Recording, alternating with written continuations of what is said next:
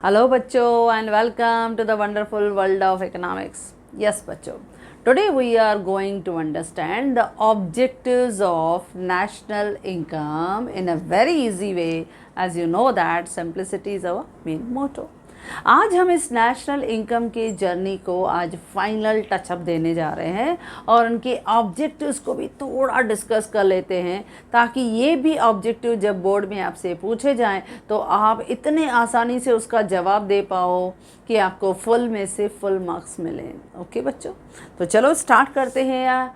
हमारा जो text book है उसमें पेज नंबर 69 पे आपको 7th chapter that is national income के ऑब्जेक्टिव्स दिए हुए हैं, जिसमें पहला क्वेश्चन है कंप्लीट द फॉलोइंग स्टेटमेंट। ये जो आपका क्वेश्चन है जिसमें हमें हाफ स्टेटमेंट दी जाती है और बाकी हाफ स्टेटमेंट को हमें कंप्लीट करना रहता है। ये 1 मार्क के लिए एक स्टेटमेंट रहता है जिसके लिए आपको ऑप्शंस दिए जाते हैं और उस ऑप्शन में से करेक्ट ऑप्शन आपको चुनना है और वो सेंटेंस कंप्लीट करनी है।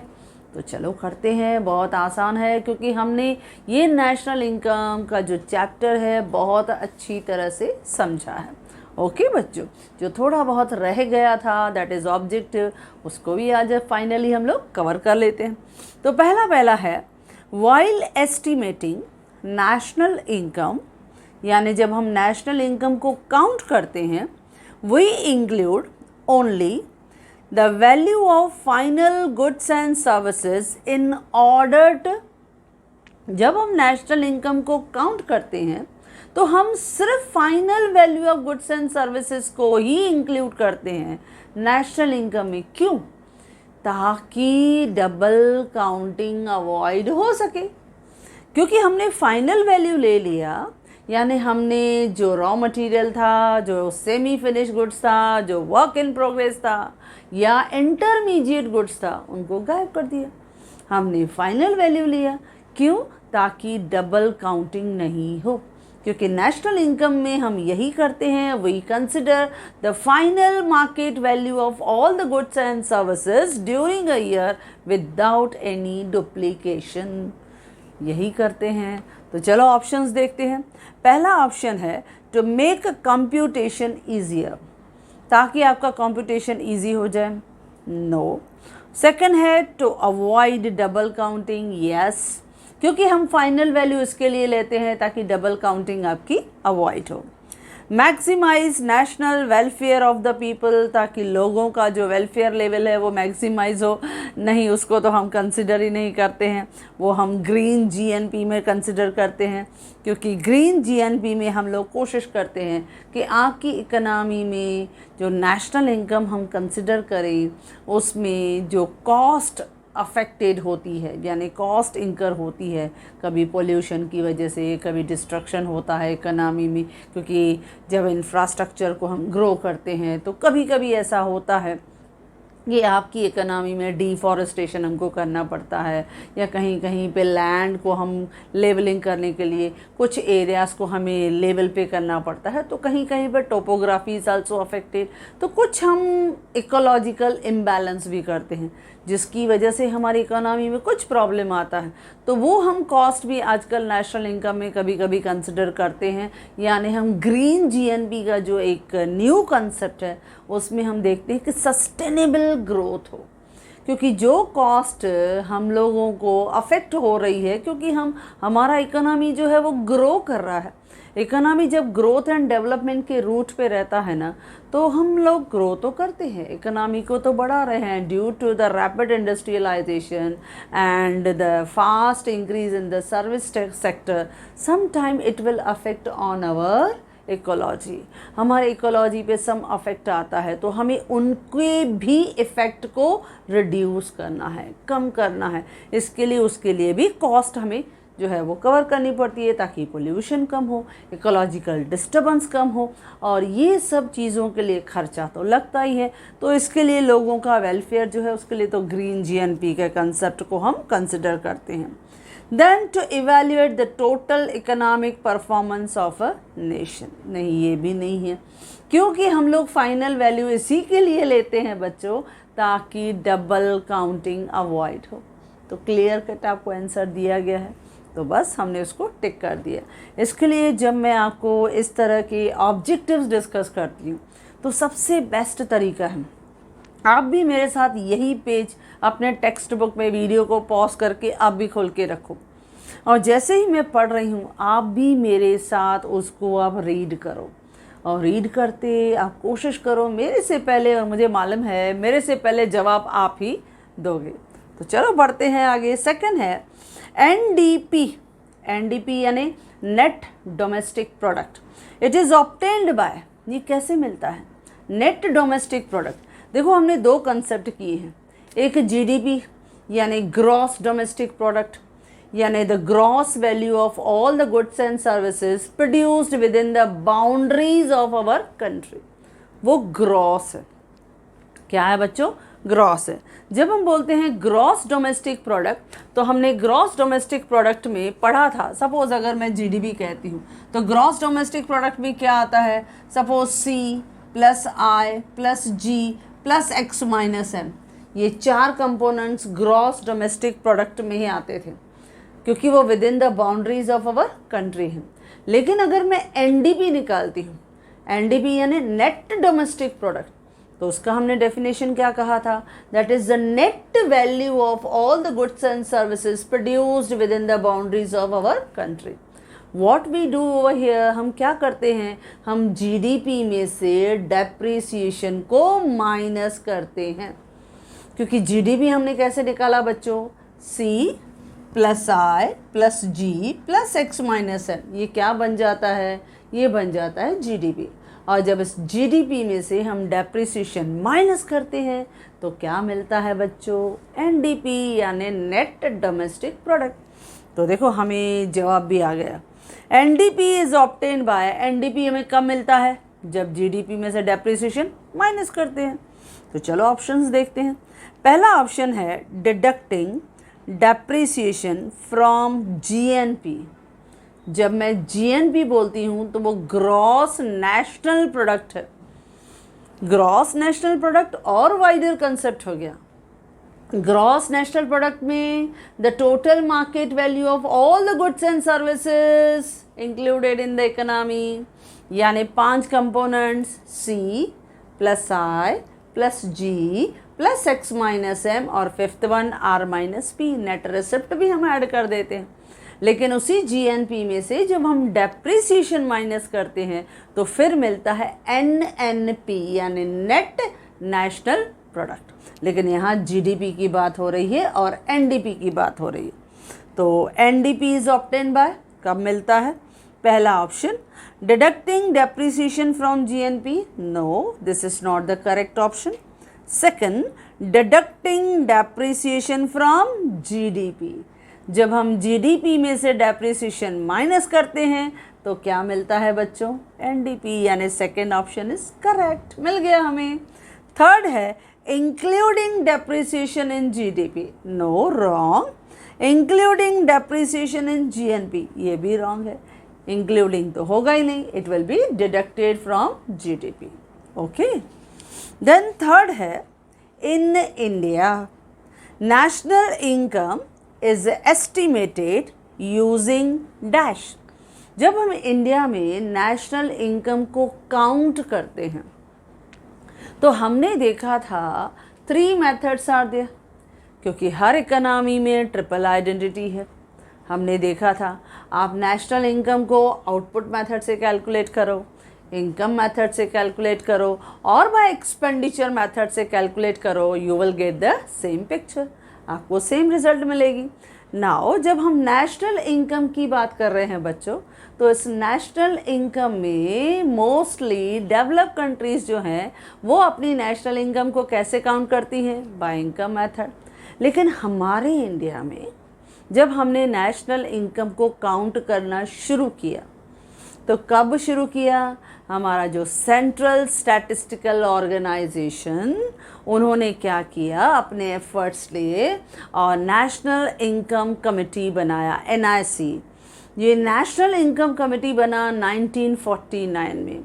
उनके एफर्ट से ये एफर्ट लिया गया, कोशिश की गई कि एवरी ईयर नेशनल इनकम को काउंट किया जाएगा। अब ये एफर्ट्स तो चालू हो गए। अब जो आपकी अर्बन एरियाज़ हैं वहाँ पे जो भी आपकी ट्रांजैक्शंस हम कर रहे हैं उनको हम इनकम मेथड से भी हम कैलकुलेट कर रहे हैं, यानी जहाँ से इनकम रीडिस्ट्रीब्यूट हो रही है, जहाँ हम इनकम को, रिटर्न्स को फाइल कर रहे हैं, वहाँ से आपको रिपोर्ट मिल जाती है। ओके, आपको वहाँ से डेटा मिल जाती है और उनके बेसिस पे आप नेशनल इनकम को बहुत एरियाज़ में आप काउंट भी कर सकते हो। You can estimate easily, but specially in the rural areas, वहाँ पे what method you will follow output method. आप आउटपुट मेथड फॉलो करते हो। तो यहाँ पे जब हम इंडिया की बात करते हैं बच्चों, तो इंडिया में आउटपुट मेथड ज़्यादातर रूरल एरिया में यूज़ होता है और इनकम मेथड ज़्यादातर अर्बन एरियाज़ में भी यूज़ होता है। तो इस तरह से हमारे इंडिया में जब हम नेशनल इनकम को काउंट करते हैं तो क्या यूज़ करते हैं, चलो ऑप्शन देखते हैं। थर्ड वन है, in India national income is estimated using dash, output method, income method, expenditure method, या डी है ऑप्शन आपका combination of output and income method, यानी इनकम और आउटपुट मेथड का कॉम्बिनेशन हम यूज़ करते हैं और ये सही में इंडिया में होता है। अच्छा, यहाँ पे आपका क्वेश्चन नंबर 1 ओवर हो गया। अब आते हैं क्वेश्चन नंबर 2 पे। क्वेश्चन नंबर 2 है complete the correlation. Complete the correlation में हमने किया हुआ है कि आपको कुछ पेयर्स दिए जाते हैं और उन पेयर्स के बीच में कुछ न कुछ रिलेशन होता है। इसमें आपको 75% नॉलेज दिया जाता है, बाकी 25% यानी एक ब्लैंक जो है वो उसी रिलेशन से आपको फाइंड करना है। यानी आपको कंपेयर करना है कि अगर एक पेयर आपको उस तरह से रिस्पॉन्स दे रहा है तो सेकंड पेयर में क्या मिसिंग है, तो उसको कहते हैं कोरिलेशन। चलो देखते हैं कोरिलेशन का। क्वेश्चन नंबर 2 दिया है उन्होंने, जैसे फर्स्ट ही ब्लैंक आया है और उस ब्लैंक में उन्होंने दिए हैं 4 आपको कंपोनेंट। पहला C that is consumption, plus I investment, plus G government का expenditure, plus net income from foreign trade, यानी एक्सपोर्ट माइनस इंपोर्ट। जब हम 4 कंपोनेंट्स जोड़ते हैं बच्चों तो क्या मिलता है, दिस इज जीडीपी। क्या है ये, जीडीपी। ये ग्रॉस डोमेस्टिक प्रोडक्ट है, gross value of all the goods and services produced within the boundaries of our country. तो ये जीडीपी है जिसमें हमने 4 कंपोनेंट्स को ऐड किया। लेकिन जब हम 5 कंपोनेंट्स ऐड करते हैं तो उसे हम क्या कहते हैं, GNP, gross national product, that is C plus I plus G plus X minus M और लास्ट में ऐड होता है नेट रिसिप्ट, यानी रिसिप्ट माइनस पेमेंट। तो जीएनपी में 5 कंपोनेंट आते हैं, लेकिन जब हम 4 कंपोनेंट्स लेते हैं तो उसे आप क्या कहते हैं बच्चों, जीडीपी। और अभी हमने ये डिस्कस किया कि जब हम एनडीपी कहते हैं, एनडीपी कैसे मिलता है, जब हम इसी जीडीपी में से माइनस करते हैं डेप्रीसिएशन। अभी हमने किया। ओके बच्चों, तो देखो कैसे वही क्वेश्चन घुमा फिरा के आपसे पूछा, लेकिन आपको कंसेप्ट क्लियर है, इसके लिए आपने इजीली इस कोरिलेशन को बता दिया। ओके बच्चों, चलो बढ़ते हैं आगे। अब जैसे दिया है आउटपुट मेथड तो डैश दे दिया। अब यहाँ है इनकम मेथड। इनकम मेथड को हम क्या कहते हैं, फैक्टर मेथड, बराबर। इनकम मेथड को हम क्या बोलते हैं, फैक्टर कॉस्ट मेथड। तो अब मुझे सोच के बताओ, आउटपुट मेथड को आप क्या बोलते हो, या आप बोलते हो प्रोडक्ट मेथड, या आप बोलते हो उसको इन्वेंट्री मेथड। कोई भी आप नाम दे सकते हो, दोनों के लिए 1 marks will be in your pocket, आपको 1 मार्क फुल मिलेगा। आप आउटपुट मेथड जब बोलते हो तो वो प्रोडक्ट मेथड है या इन्वेंट्री मेथड, जो याद आए, दोनों सही हैं। आप प्रोडक्ट मेथड बोलो तो भी आप सही, आप इन्वेंट्री मेथड बोलो तो भी आप सही। तो इस तरह से इसके 2 नाम हैं। लेकिन इनकम मेथड को हम क्या बोलते हैं बच्चों, फैक्टर कॉस्ट मेथड। अच्छा, अगर पूछे एक्सपेंडिचर मेथड, यहाँ क्या बोलोगे बच्चों, आउटले मेथड। तो तीनों मेथड के अलग अलग नाम हमने पढ़े हैं। कुछ भी पूछे, आप मेरे बच्चे हो, सब इजीली बता सकते हो। देन थर्ड है थियोरेटिकल डिफ़िकल्टी। अब देखो हमने बहुत ही डिटेल में क्वेश्चन पढ़ा था कि हमारी कुछ डिफ़िकल्टीज़ जब हम नेशनल इनकम को काउंट करते हैं तो कुछ कंसेप्चुअल डिफ़िकल्टीज़ भी आती हैं, कंसेप्ट कहीं कहीं क्लियर नहीं होता है तो वो theoretical while recording the data problem आता है, या कहीं कहीं स्टैटिस्टिकल डेटा हमें मिलता ही नहीं है, यानी प्रैक्टिकल डिफ़िकल्टीज़ भी आती हैं। तो हमने जैसे थियोरेटिकल डिफ़िकल्टीज़ में पढ़ा कि ट्रांसफ़र पेमेंट जो है वो हम जो है कभी कभी गलती से रिकॉर्ड हो जाता है, वो एक थियोरेटिकल डिफ़िकल्टीज़ है। कभी कभी प्रोडक्शन फॉर सेल्फ कंजम्पशन हमने साइड करके रखा लेकिन उसको रिकॉर्ड नहीं किया तो वो थियोरेटिकल डिफ़िकल्टीज़ है। इलीगल एक्टिविटीज़ हैं, वैल्यूएशन ऑफ गवर्नमेंट सर्विसेज हैं, या सब्सिडाइज्ड है या फ्री ऑफ चार्ज है, पता ही नहीं चलता है तो कैसे हम उसको रिकॉर्ड करें, या प्राइस लेवल में चेंज हुआ है, महंगाई बढ़ गई है, इसके लिए नेशनल इनकम बढ़ गया है, हमें क्लियर पता नहीं चलता, तो ये भी थियोरेटिकल प्रॉब्लम है। और अनपेड सर्विसेज का तो सबसे ज़्यादा प्रॉब्लम है, क्योंकि हमारे इकोनॉमी में बहुत सारी सर्विसेज जो हैं because of love, affection, charity, sympathy, kindness दी जाती हैं। जैसे हमने कहा हाउसवाइफ की सर्विसेज जो because of love and affection मिलती है तो वो फ्री होती हैं, इसके लिए हमारी नेशनल इनकम अंडर वैल्यूड होती है। या profit earned bye MNCs, income जो है उनका क्लियरली दिखाई नहीं देता है, इसके लिए भी नेशनल इनकम अंडर वैल्यूड होती हैं।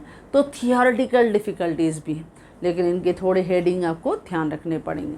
वैसे ही प्रैक्टिकल डिफ़िकल्टीज़ थी। अब प्रैक्टिकल डिफ़िकल्टीज़ में भी हमने देखा डबल काउंटिंग का कभी कभी प्रॉब्लम आ जाता है, क्योंकि हम जज नहीं कर पाते हैं कि ये प्रोडक्ट फाइनल है कि इंटरमीडिएट है, सेमी फिनिश्ड है, भाई कौन सा प्रोडक्ट है, ये एक प्रॉब्लम आता है। कभी कभी आपकी डेटा जो है स्टैटिस्टिकल डेटा वो आपको प्रॉपरली नहीं मिल पाती है। सम टाइम ऐसा होता है आपके पीपल इलिटरेट और इग्नोरेंट होते हैं, इसके लिए कॉस्ट कितना है, सेल्स वॉल्यूम कितना है, प्रोडक्शन ऑफ आउटपुट कितना है, वो प्रॉपरली मेंटेन नहीं कर पाते हैं, तो ये अब कभी कभी प्रॉब्लम हो जाता है। और बहुत सारा हमारे इकोनॉमी में नॉन मोनेटाइज्ड ट्रांजैक्शंस हैं, उनकी वजह से भी आपका नेशनल इनकम अंडर वैल्यूड होता है।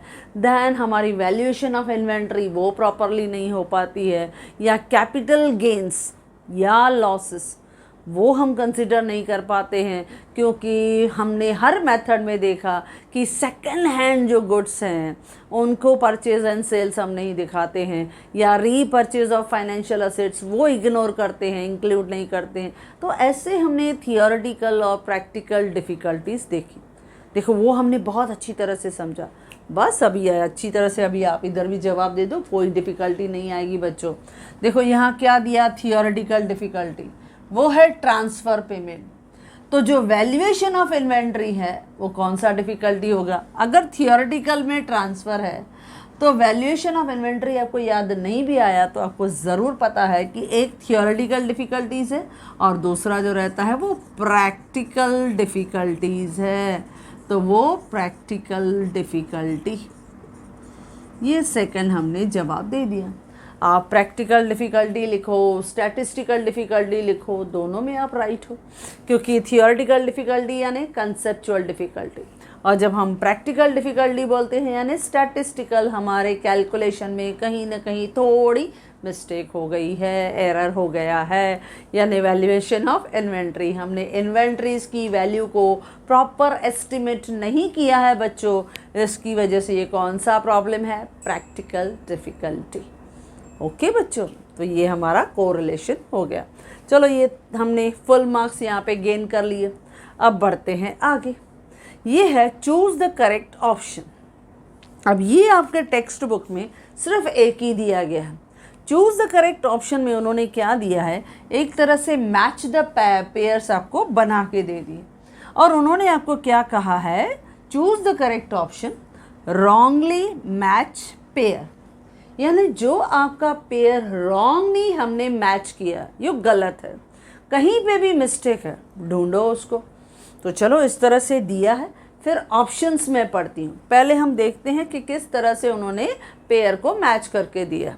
तो देखो पहला उन्होंने पेयर दिया है नेशनल इनकम कमिटी। अब ये हमें पता है, हमारी जो सेंट्रल स्टैटिस्टिकल ऑर्गेनाइजेशन है आफ्टर इंडिपेंडेंस, उन्होंने एफर्ट्स लिया कि हर साल नेशनल इनकम को एस्टिमेट करना ही चाहिए, ताकि गवर्नमेंट के पास एक प्रॉपरली एक्यूरेट डेटा हो कि कितनी नेशनल इनकम है, तो उस हिसाब से कितना रेवेन्यू उनके पास आएगा, और उस तरह से इकोनॉमिक प्लानिंग करने में, देश के लिए प्रोग्राम्स और पॉलिसी सजेस्ट करने में उनको काफ़ी हेल्प मिलेगा। तो इस तरह से इकोनॉमी को ग्रो और डेवलप करना भी आसान हो जाएगा। तो नेशनल इनकम कमेटी 1949 में ये एकदम राइट है, ये प्रॉपरली पेयर है। सेकंड है फाइनेंशियल ईयर। अब आपको मालूम है नेशनल इनकम जब हम कैलकुलेट करते हैं तो आपका फाइनेंशियल ईयर कौन सा काउंट होता है बच्चों? It start from 1 April and ends on 31 March, यानी ये सेकंड पेयर भी सही है। Third, income method. जब हम इनकम मेथड से नेशनल इनकम को कैलकुलेट करते हैं तो क्या क्या करते हैं?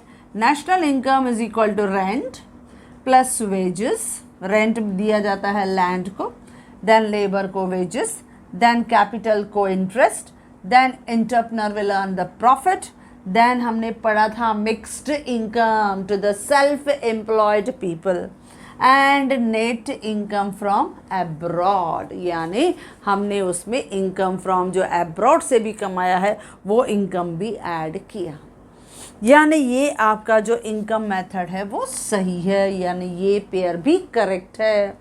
चलो देखते हैं fourth one, that is D, expenditure method. अब एक्सपेंडिचर मेथड में नेशनल इनकम को कैसे काउंट किया है? रेंट। देखो ये रॉन्ग हो गया, इधर स्टार्टिंग बिगिनिंग ही रॉन्ग है, क्योंकि एक्सपेंडिचर मेथड में हमने expenditure incurred on consumption goods, expenditure incurred on investment goods यानी कैपिटल गुड्स, तो C plus I plus expenditure on government goods, तो गवर्नमेंट के भी कंज्यूमर एंड इन्वेस्टमेंट दोनों गुड्स पे कितना खर्चा हुआ है। देन हमने किया था एक्सपेंडिचर ऑन आपका नेट फॉरेन ट्रेड यानी एक्सपोर्ट माइनस इम्पोर्ट, देन हमने किया था नेट इनकम फ्रॉम एब्रॉड यानी रिसिप्ट माइनस पेमेंट, लेकिन ऐसा यहाँ कुछ नहीं है। National income is equal to rent plus wages plus interest plus profit, ये आपका फोर्थ वन रॉन्ग है, ये आपका ऑप्शन रॉन्ग है, यानी डी इज़ द रॉन्ग।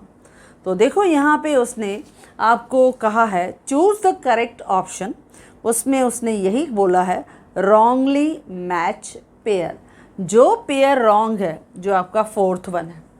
तो मुझे पता चल गया, यानी आपको भी पता चल गया मेरे से पहले ही कि ये जो डी ऑप्शन है वो गलत है। तो देखो ऑप्शंस दिए हैं आपको, फर्स्ट में कहा है ए, नहीं ए तो बिल्कुल सही है, बी नहीं सही है, सी भी सही है, डी रॉन्गली मैच पेयर है। वो ऑप्शन को आपको बताना है, it is the correct option कि डी जो है इट इज़, ये जो हमारा डी ऑप्शन है जो उन्होंने नीचे आपको ऑप्शंस दिए हैं उस ऑप्शंस में यू विल सी दैट आपका ऑप्शन जो उन्होंने डी कहा है इट इज़ द करेक्ट, यानी आपका डी जो है वो रॉन्गली मैच पेयर है। समझ गए बच्चों? तो देखो हमें जब पूरा नॉलेज था, आपका कंसेप्ट आपके माइंड में क्लियर था, तो आपके लिए ऑब्जेक्टिव्स डिफ़िकल्ट टास्क नहीं है, easily with in few seconds आप उसका जवाब दे सकते हैं। ओके बच्चों, तो चलो ऑब्जेक्टिव्स का आखिरी क्वेश्चन, ये जो क्वेश्चन नंबर 4 है ये ऑब्जेक्टिव्स 2 मार्क के हैं। ये बाकी जितने हमने किए, पहला हमारा फॉलोइंग स्टेटमेंट हमने जो कंप्लीट किया वो 1 मार्क का था, कोरिलेशन हमने 1 मार्क का किया, देन उसके बाद ये रॉन्गली मैच पेयर को भी कंप्लीट किया, ये 1 मार्क का था। लेकिन अभी जो क्वेश्चन नंबर 4 आपका दिया गया है ये 2 मार्क के ऑब्जेक्टिव हैं, ये भी बहुत इजी है। ये क्या करना पड़ता है बच्चों? आपको identify and explain the concept, आपको आइडेंटिफाई करना है और एक्सप्लेन करना है कंसेप्ट को। बहुत इजी आप कर सकते हो। नाउ लेट्स सी हाउ, कैसे हम लोग उसको कंसिडर करते हैं। लेट्स सी नाउ, जब हम कहते हैं identify and explain the concept, किस तरह से हम उस कंसेप्ट को समझते हैं, चलो 1 बाय 1 हम लोग देखते हैं। नाउ फर्स्ट वन उन्होंने दिया है that is in your textbook it is given, Vrinda receive monthly pension of rupees 5,000 from the state government. उन्होंने क्या कहा आपको, देखो एक इलस्ट्रेशन दिया है, उस इलस्ट्रेशन को आप खाली ध्यान से पढ़ो। ध्यान से जैसे ही पढ़ोगे आपके माइंड में एक कंसेप्ट, एक टर्म जो होगा वो ज़रूर क्लिक होगा, क्योंकि आप उनके बारे में जानते हो। उसने क्या कहा, वृंदा रिसीव मंथली पेंशन। देखो वर्ड सुनो, पेंशन। वृंदा को मंथली पेंशन मिलता है 5,000 फ्रॉम द स्टेट गवर्नमेंट। अब ये pension, donation, unemployment benefit, sickness allowance, scholarship, बच्चों कहाँ पढ़ा था, ट्रांसफ़र इनकम, बराबर। आप ट्रांसफ़र इनकम लिखो या ट्रांसफ़र पेमेंट लिखो, जो भी लिखो आप सही हो। तो उसका पहला जवाब होगा ट्रांसफ़र पेमेंट। ये 1 मार्क का टास्क इज़ ओवर। पहला काम कि आपने उसका जवाब क्या लिखा बच्चों, ट्रांसफ़र इनकम या ट्रांसफ़र पेमेंट। जो भी आपके माइंड में आया, you are absolutely right. Okay, तो 1 मार्क तो आपने हमसे जीत ही ली। Okay, 1 mark is in your pocket. अभी बाकी 1 मार्क का एक्सप्लेनेशन।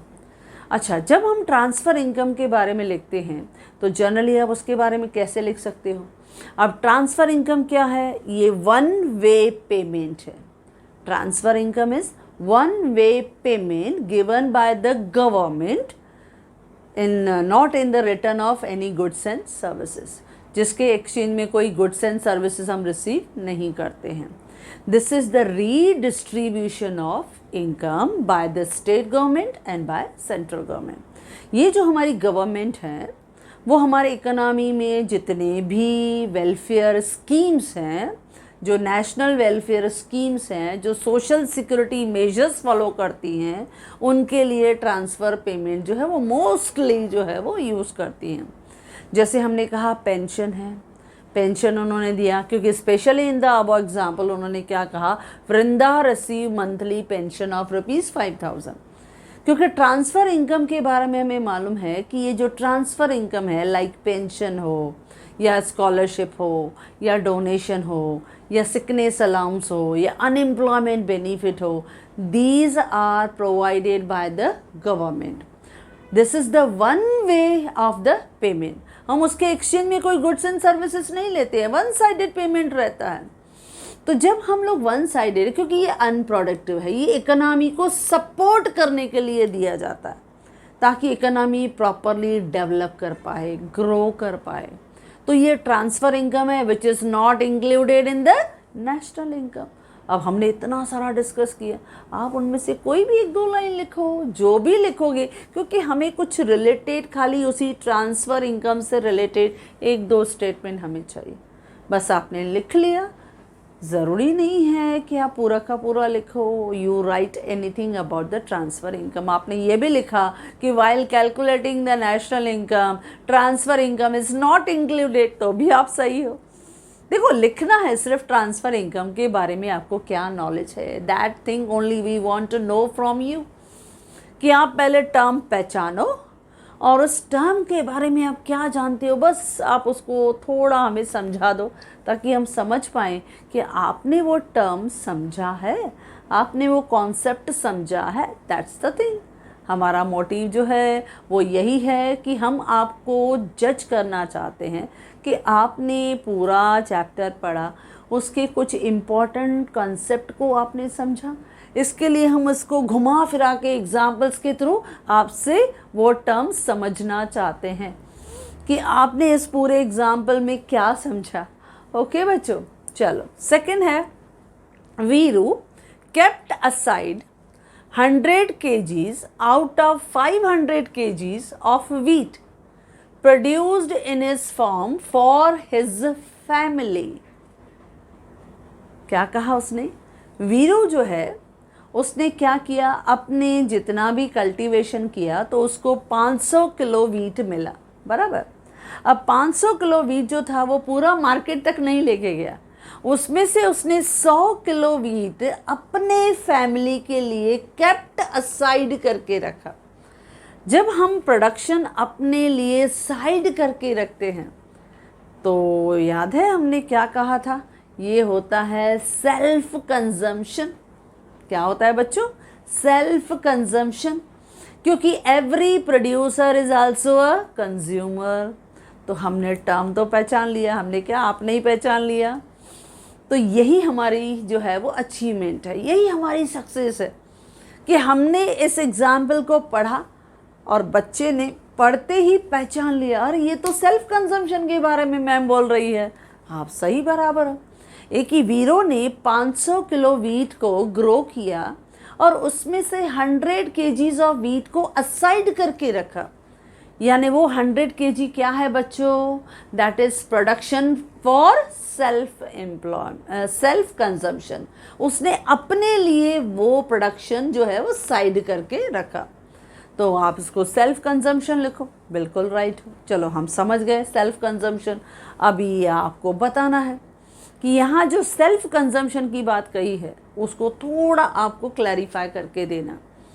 तो जनरली क्या होता है कि while calculating the national income कि each and every producer will keep aside some proportion of its production for itself consumption that is not included in the national income because it is not sold in the market, क्योंकि वो market तक पहुंचा ही नहीं। तो बताओ इसकी वजह से क्या प्रॉब्लम आता है। उसकी वजह से हमने थियोरेटिकल डिफ़िकल्टीज़ में देखा था कि national income is under valued. जितनी नेशनल इनकम दिखनी चाहिए दिखती ही नहीं है। आप देखो फार्मर्स हैं, जितने भी फार्मर्स हैं, जो भी अनाज उगाते हैं, जो भी फूड ग्रेन्स या क्रॉप्स जो है वो ग्रो करते हैं, उसमें से some proportion they will keep aside for their family, for their self consumption. तो that is not reach to the market, वो मार्केट तक पहुंचा ही नहीं, इसके लिए इनकम मिला ही नहीं, इसके लिए इनकम में काउंट हुआ ही नहीं। तो as a result national income is undervalued. तो ये दिखाई देता है कि उसने, वीरू ने साइड करके रखा 100 किलो, तो इमीडिएटली बच्चे समझ जाते हैं मैडम सेल्फ कंजम्पशन है। बराबर हो, सेल्फ कंजम्पशन है, क्योंकि each and every producer will keep aside the some produce from its production for its self consumption, and when that output is not included in the national income we face theoretical problem, यानी national income is undervalued। समझ गए। Next है third one, उन्होंने दिया है Sheetal purchased wheat flour from her bakery from the flour mill. अब ये भी बहुत आसान है, देखो हमने पढ़ा और आपके दिमाग में आ गया। देखो शीतल ने क्या परचेस किया, व्हीट फ्लोर, उसने गेहूं का आटा परचेस किया। फॉर हर बेकरी, उसने अपनी बेकरी के लिए परचेस किया, क्योंकि शीतल बेकरी की मालिक है। ओके, उसने अपनी बेकरी के लिए व्हीट फ्लोर को परचेस किया। Sheetal purchase wheat flour for her bakery from the flour mill. जहाँ पर फ्लोर मिल है, जहाँ पे गेहूं का आटा पीसा जाता है, वो वहाँ से जाके 50 किलो आटा लेके आई या 100 किलो गेहूं का आटा लेके आई। अब आप बताओ क्या है ये है intermediate goods. What is that? That is intermediate goods, क्योंकि वो बेकरी के लिए लाई है बच्चों।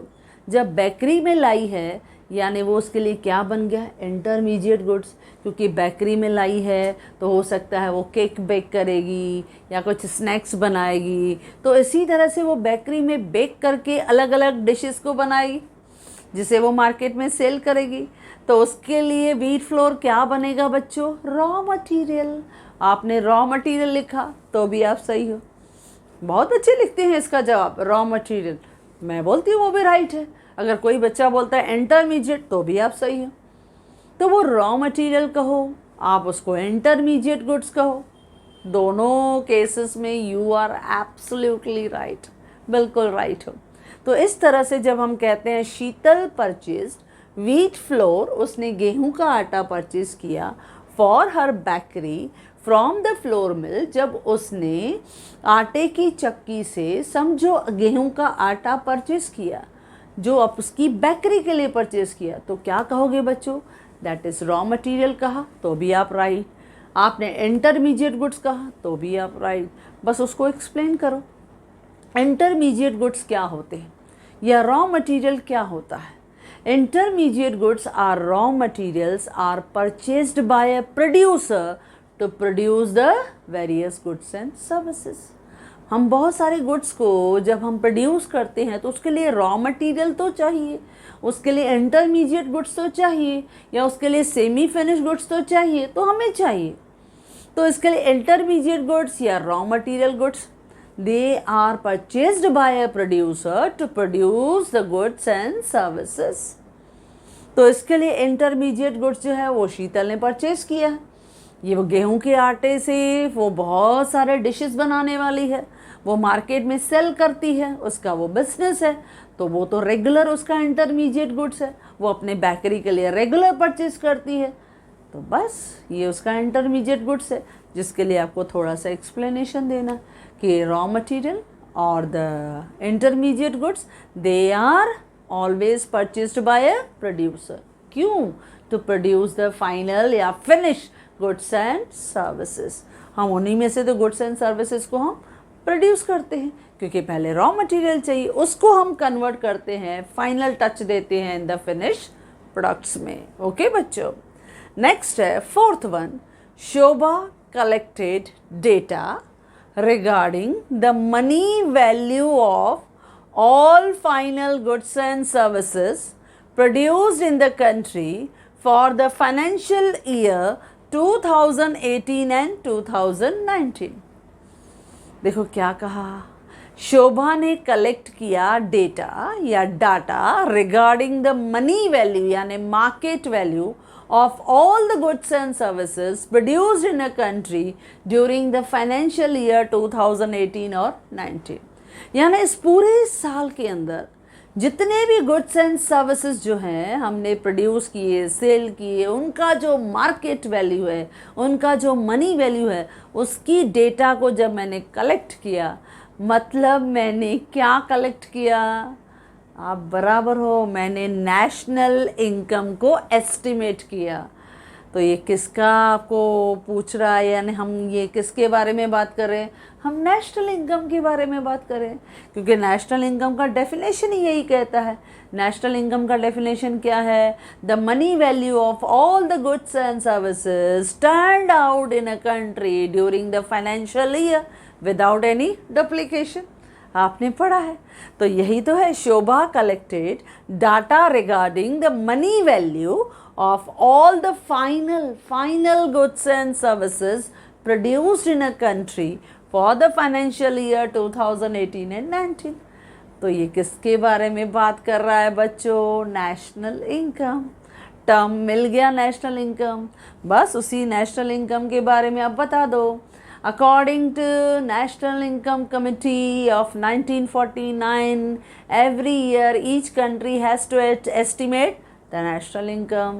आप बताओ, national income means the money value या market value of all the goods and services turned out during a country without any duplication।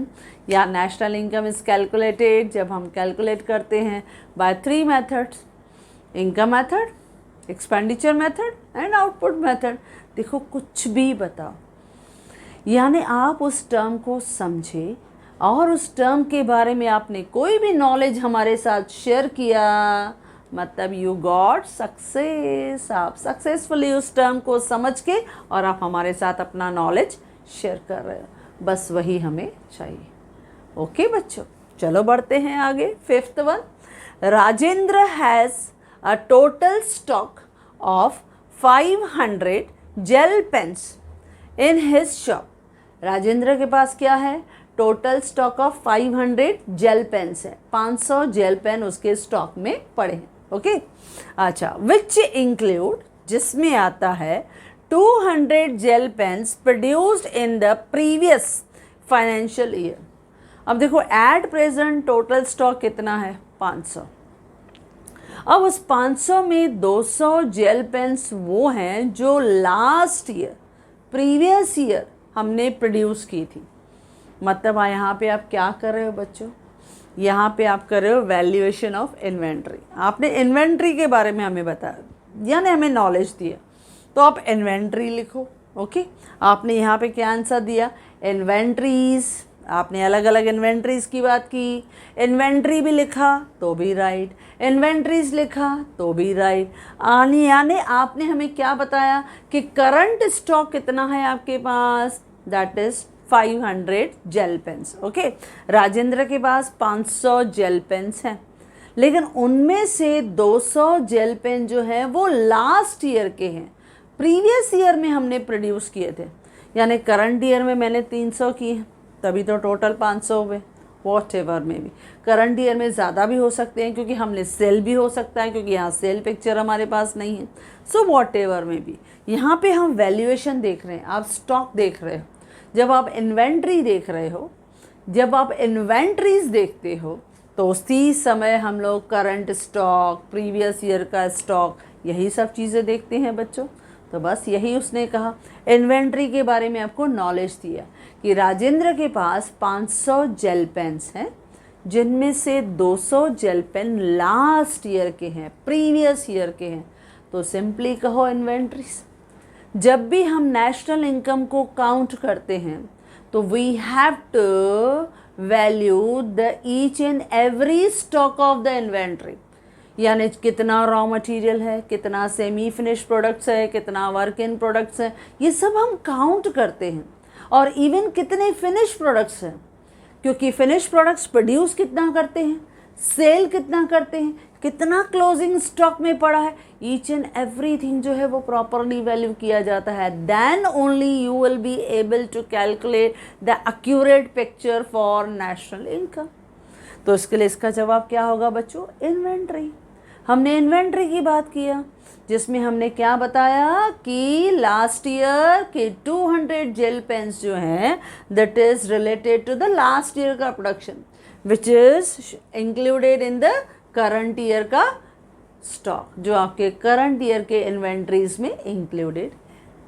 Okay बच्चों, तो इस तरह से हमने क्या किया, आइडेंटिफाई और एक्सप्लेन द कंसेप्ट किया।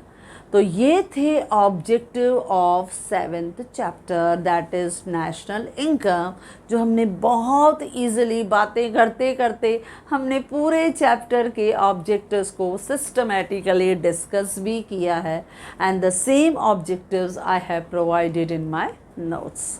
Yes बच्चों, if you like this video, do share with maximum your friends, and if you want my handwritten notes, the link is given in the description box. Thank you.